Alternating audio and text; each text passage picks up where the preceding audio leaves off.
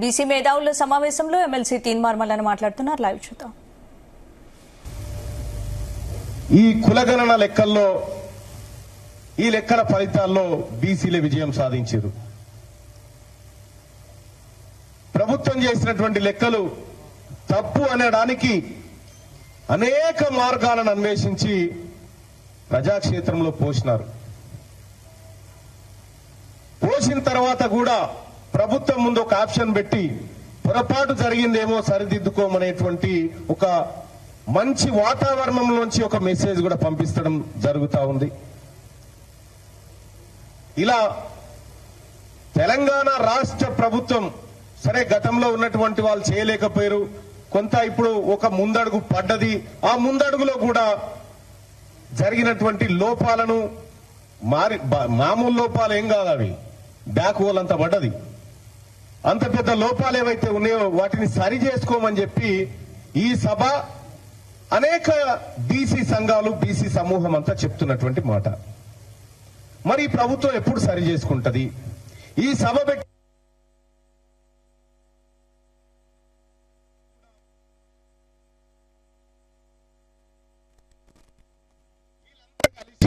తెలంగాణ రాష్ట్రంలో సమగ్ర కుటుంబ సర్వే ఏదైతే కేసీఆర్ గారు చేసిరో ఆ సర్వేలో 82,56,370 మంది 82 లక్షల మంది ఏమో ఈ 10 ఏళ్ళు పుట్టింది 1,85,740 మంది పుడితే 10 లక్షలు ఉన్నటువంటి రెడ్లకు 6,07,293 మంది పుట్టారు. వాళ్ళ లెక్కలే సార్, వాళ్ళ లెక్కలే అందరు కలిసి. నేనేమంటున్నా వాళ్ళ లెక్కలు. ఇప్పుడు నా దగ్గర ఉండి నేను చూపించి మాట్లాడుతున్నా, సమ్మన్న చూడే ఈ సర్కారు లెక్కలని. వాళ్ళు వేసినటువంటి లెక్కలే. ఇక సోదరులారా, 10 లక్షలు ఉన్నటువంటి రెడ్లు 10 ఏళ్లలో 6 లక్షల మందిని కంటే 12 లక్షలు ఉన్నటువంటి పద్మశాలీలు ఈ 10 ఏళ్లలో 24,000 మందిని కన్నారు అంతే. ఇక 19,77,000 ఉన్నటువంటి యాదవ సోదరులు 2014 లెక్కల ప్రకారం 19,77,000 ఉన్న యాదవ సోదరులు ఈ 10 ఏళ్లలో 39,000 మందిని కన్నారు. రెడ్లు మాత్రం 6 లక్షల మందిని కన్నారు. గౌడ్లు సమగ్ర కుటుంబ సర్వే లెక్కల ప్రకారం 15,71,980 అని చెప్పి అన్న రాసుకొచ్చి వాళ్ళు వేసిన లెక్కలే. వాళ్ళు ఈ 10 ఏళ్లలో 55,000 మందిని కన్నారు. ఇట్లా మొత్తం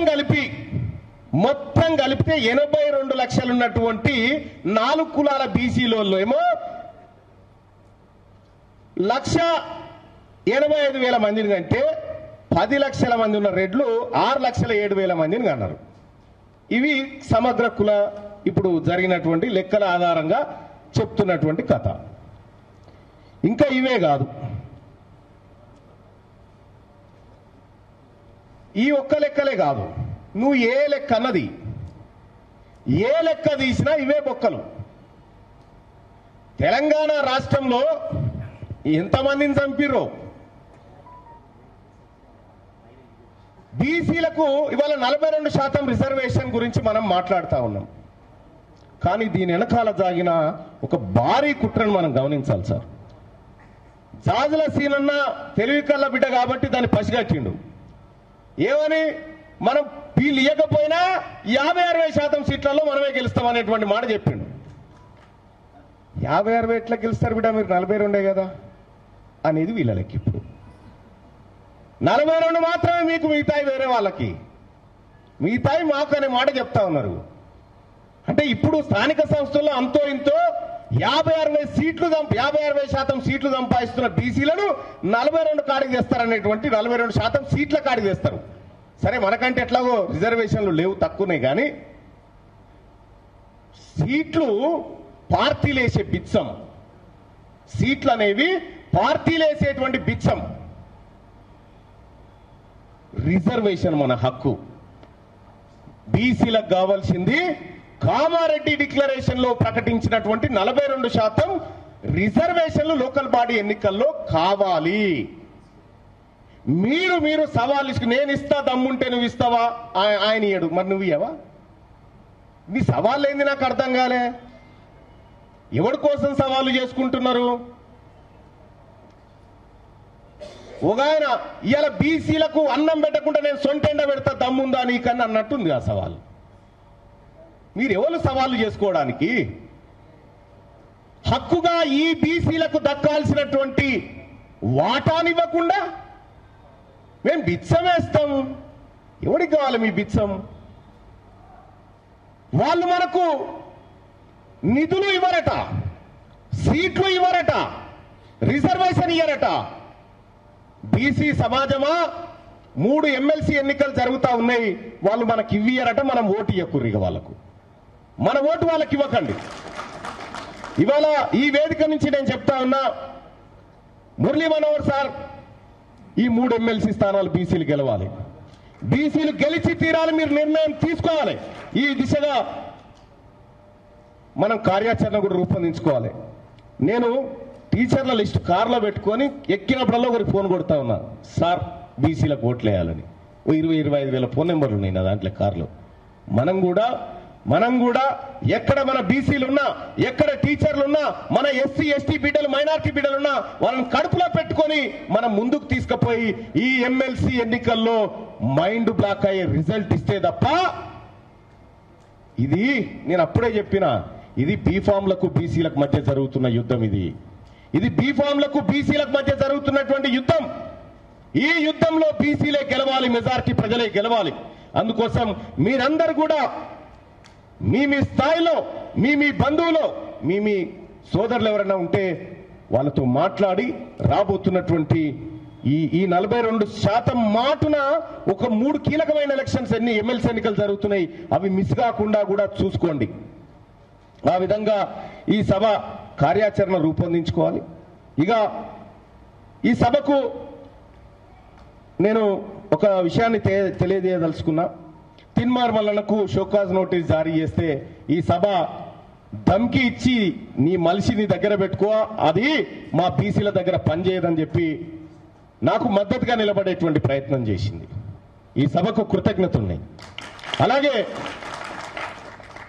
చాలా మంది మిత్రులు కూడా తిన్మార్ మల్లన్నను కాపాడు నేనే కాపాడుతందుకు దిగి నన్ను కాపాడు ఏం చేస్తారు? తిన్మార్ మల్లన్నకి ఏం కాలే, తిన్మార్ మల్లన్నతోనే అవతలకు ప్రమాదం ఉండొచ్చుంటే వాళ్ళని కాపాడేటోడు కావాలి, కానీ నన్ను కాపాడేటోడు ఎందుకు? కాబట్టి సోదరులారా, ఈ బీసీ ఉద్యమం వర్గ విభేదాలు లేకుండా మా మధ్యలో ఉన్నాయి.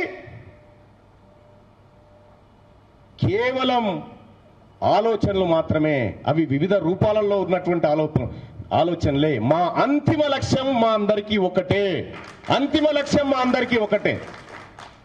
ఇవాళ ఎక్కడైనా బీసీలకు అన్యాయం జరిగితే మీరు సోదరులారా, మీరెవ్వరు కూడా వెనకడుగు వేయాల్సిన పరిస్థితి లేదు. గత తెలంగాణ కాదు ఇది, ఎడ్డి తెలంగాణ కాదు. ఈ తెలంగాణలో ఎడ్డి బీసీలం కాదు, ఇలా ఒక్కటైనటువంటి బీసీలం మనమంతా. ఒకప్పుడు 10 మంది బీసీలు కలవాలంటే వాళ్ళు రక్తం ధారపోస్తే కూడా రాలే. 10 మందిని కలపాలంటే ఇవాళ నువ్వు బీసీ మీటింగ్ అంటే తెలిస్తే వాళ్ళు వీడికి ఏడైతుందని నువ్వు వచ్చేటువంటి పరిస్థితి ఎందుకు వచ్చింది? మమ్మల్ని ఐక్యం చేయడానికి మేము కొన్నిసార్లు కొన్ని అస్త్రాలు వాడి ఉంటాం. ఆ అస్త్రాలలో ఇంకా వాడతాం. బరాబర్ బీసీలను ఏకం చేయడం కోసం మేము ముందుకు పోతాం. అలాగే ఇక ఇప్పుడు కూడా చెప్తా ఉన్నా, ఎవడన్నా బీసీల తెరవచ్చి బీసీ జాతుల మీద, బీసీ గొంతుకల మీద, కుత్తుక మీద కాలు పెడతామంటే కాళ్ళు తీసేస్తాం బిడ్డ. మా బీసీల హక్కులను కాపాడుకుంటాం. అలాగే ఈ వేదిక నుంచి నేను 1-2 సూచనలు చేస్తా ఉన్నా. ఇది కళింగ భవన్, పవిత్రమైనటువంటి కళింగ భవన్ ఇక్కడే పక్కకే భగవంతుడు గురు. ఈ కళింగ భవన్ లో ప్రారంభమైన ఈ జైత్ర యాత్ర ఇది జిల్లాలకు తీసుకుపోండి. జిల్లా స్థాయిలో మీరు తాత్కాలికంగానైనా కొంతమంది బాధ్యులను పెట్టైనా అక్కడ కార్యక్రమాలు నిర్వహించండి. నేను చిరంజీవి సార్ చెప్తా ఉన్నా, మీరందరూ కూడా తాత్కాలికంగా బాధ్యులను పెట్టైనా ఇది జిల్లా స్థాయిలో గ్రామ స్థాయిలో జరగాలి. ఇదంతా ఈ చర్చ జరగాలి. మరి మేము కూడా నేనేం చేస్తా ఉన్నా మా తీన్మార్మలన్న టీం తరఫున తెలంగాణ రాష్ట్రంలో కొన్ని గ్రామాల్లో కులగణన చేయబోతా ఉన్నాం. కులగణన చేసి ఆ గ్రామంలో ఉన్నటువంటి కులాల లెక్కలను తీసి ఆ గ్రామ పంచాయతీ కూడా అతకబెడతాం. అతకబెట్టి ఇగో ఈ నమూనా కావాలి మాకని చెప్తాం.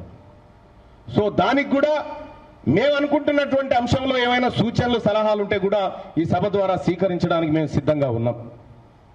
కానీ ఎట్టి పరిస్థితిలో ఇంట్లోంచి బయటికి వెళ్ళాం మళ్ళా లోపలికి పోయేటందుకు కూడా తాళం ఓపెన్ కాదు, అది దర్వాజా పడ్డది, అయిపోయింది. బయటికి వెళ్ళినాం, విజయాన్ని ముద్దాడి రావాల్సిందే మనమంతా, బీసీలమంతా. ఈసారి పుట్టినటువంటి ఉద్యమం బీసీ ఉద్యమం ఇది ఖచ్చితంగా విజయాన్ని చేరుతుంది. 2020 నాటికి ఈ తెలంగాణ రాష్ట్రం బీసీల దగ్గరకు వచ్చి సలాం కొడుతుంది. ఆ రోజు తీసుకురావడానికి మనమంతా కార్యోన్ముఖులమై ముందుకు రావాల్సిందిగా కోరుతా ఉన్నాం. అలాగే సార్ చిరంజీవి సార్, ఇదేదో ఈ లెక్కలు మీరేదో చెప్పినటువంటి లెక్కల మీద మీరు ఎప్పుడు తీసుకుంటున్నారో కార్యాచరణ, అంటే దానికి సంబంధించినది కూడా అందరికీ పిలుపునియండి. సీనన్న కూడా ఏదో ధర్నా కార్యక్రమాన్ని నిర్వహిస్తున్నాడు, దానికి సంబంధించి అందరి వర్గాలని కూడా మీరు ఆహ్వానాలు పంపండి.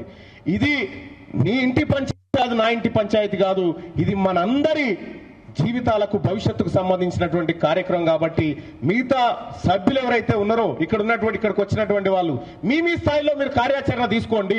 10 మందిని కూర్చోబెట్టుకొని ఓ 10 మందితో మీ కాలనీల్లో లేకపోతే మీ ఊర్లలో లేకపోతే మీ వార్డుల్లో 10 మందిని కూర్చోబెట్టుకొని 10 మంది బీసీలను ఒక్క దగ్గర తీసుకోబెట్టుకొని జరిగిన విషయాన్ని వాళ్ళందరికీ చేరవేయండి. అట్లా భావజాల వ్యాప్తిని తీసుకుపోవాల్సిందిగా రిక్వెస్ట్ చేస్తూ, అలాగే మీడియా కూడా ఈ మధ్య కాలంలో సరే అంతో కొంత ఫ్రంట్ పేజీలో కొంత ఛాయిస్ దొరుకుతా ఉంది బీసీ ఉద్యమాలకు, బీసీ నాయకులకు. కానీ ఈ టీవీ ఛానళ్లలో తక్కువైపోయింది. బీసీ జర్నలిస్టులకు కూడా చెప్తా ఉన్నా, ఇది మరో తెలంగాణ ఉద్యమము. త్వరగా రండి. ఈ మరో తెలంగాణ ఉద్యమం ఏదైతే సాగుతా ఉందో ఈ ఉద్యమానికి జర్నలిస్టు సోదరులు, అడ్వకేట్లు, ఉద్యోగస్తులు, ఆర్టీసీ వాళ్ళు, సింగరేణి వాళ్ళు, ఇలా ప్రతి ఎంప్లాయీస్ సంఘము, పౌర సమాజం అంతా ముందుకు రావాల్సినటువంటి అవసరం ఉంది.